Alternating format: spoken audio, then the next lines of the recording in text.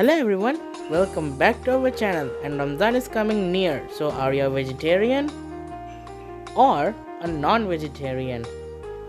No matter what do you prefer, we are bringing you very delicious and top recipes for Ramzan. You can make these and refrigerate this for almost a month so that you can refry them on time and instantly be ready for iftar. Enjoy the video, let's begin. And if you don't know how to make any of these recipes, you can tell us in the comments and we will make a video to show you how to make any of them. So leave a like, subscribe and comment down below.